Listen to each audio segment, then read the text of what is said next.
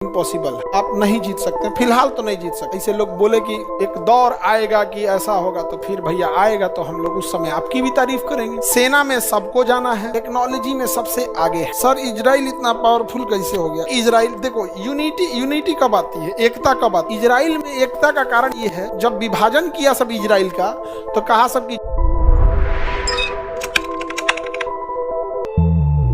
Sir Israel इतना powerful कैसे हो गया? इजराइल पावरफुल हुआ क्योंकि वहां पे शिक्षा अनिवार्य है, सबको पढ़ना है, सेना में सबको जाना है। और एक इजराइल देखो, यूनिटी कब आती है, एकता कब आती है?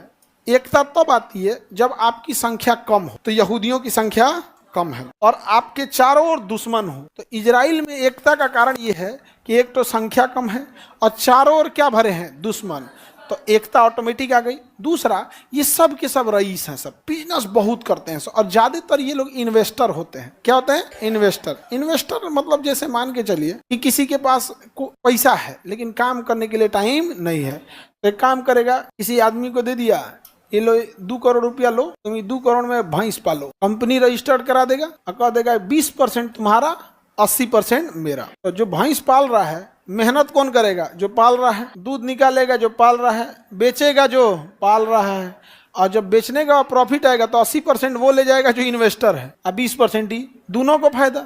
उसके पास उतना पूंजी नहीं था कि उतना 2 करोड़ की भैंस खरीद सके। 20% 2 करोड़ की भैंस, समझ रहे हो? जिसके पास 2-4 हजार भैंस पाल ले, उसका 20% कितना प्रॉफिट में आ जाएगा। तो इजरायली जो होते हैं यहूदी, वो बिजनेसमैन कम, इन्वेस्टर ज्यादा होते हैं। क्या होते हैं? इन्वेस्टर। तो उसको कोई काम धाम नहीं है, अपना शांति से इधर डाल दिया, तीन से इधर डाल दिया, इधर डाल दिया, काम खत्म। समझ में आ गया कि नहीं आ गया? बिजनेस अपना करते रहेगा, तो बड़े बिजनेसमैन होते हैं, टेक्नोलॉजी में सबसे आगे है। और आप कहिएगा कि हम भी यहूदी धर्म अपनाना चाहते हैं, तो आपको नाश्ता पानी कराएगा, भेज देगा, कहे जा यहाँ जा, चुपचाप यहाँ नहीं बनने देगा। पता है कि यहूदी जन्म लेते हैं, बनते नहीं है। हम लोग को ज्यादा संख्या नहीं बढ़ाना है, क्वालिटी ध्यान देना है। अभी कोनो दूसरा धर्म में जाओ, धाए दे कालीन बिछाए, आइए एकदम आइए हमरे में आइए, संख्या बढ़ाइए, तुरंत आइए, संख्या बढ़ाइए। अब देखिए बीचों बीच में यहाँ जेरूसलम मिलेगा, मिल गया जेरूसलम। कौन जगह है? जेरूसलम मिल गया। जेरूसलम इजराइल की राजधानी जेरूसलम। जेरूसलम 3 धर्मों का पवित्र स्थल है। कितने धर्मों का? 3 धर्मों का। यहूदी का स्टार्ट जेरूसलम से हुआ। ईसाई में ईसा मसीह का जन्म भी जेरूसलम के बेतलहम में हुआ। और मुसलमानों की तीसरी सबसे पवित्र जगह अल-अक्सा मस्जिद। कौन सी मस्जिद? अल-अक्सा मस्जिद। कहां पर है? जेरूसलम।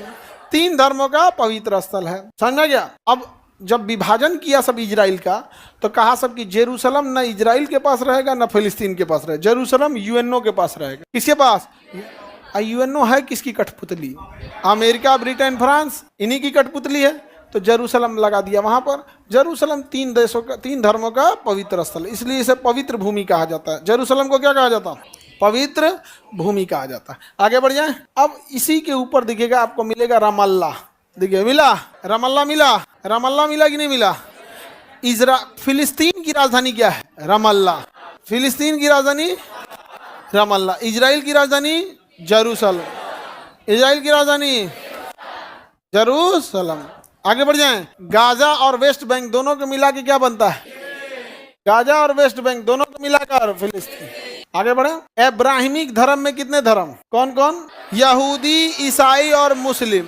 और तीनों कहाँ से चालू है? सब इसी जगह पे, जेरूसलम। कहाँ पे? जेरूसलम पे। किसमें? जेरूसलम। इजराइल बहुत ही डेवलप है, इनसे लड़ना इम्पॉसिबल है, आप नहीं जीत सकते, फिलहाल तो नहीं जीत सकते। अब ऐसे लोग बोले कि एक दौर आएगा कि ऐसा होगा, तो फिर भैया आएगा तो हम लोग उस समय आपकी भी तारीफ करेंगे। आप बहुत आगे हैं। अभी तो कबाब बिरयानी अच्छा बना रहे हैं, हम उसकी तारीफ करते हैं, नहीं करते हैं? अभी भी करते हैं। अब हम जबरदस्ती कैसे कर दे शिक्षा में, हैं?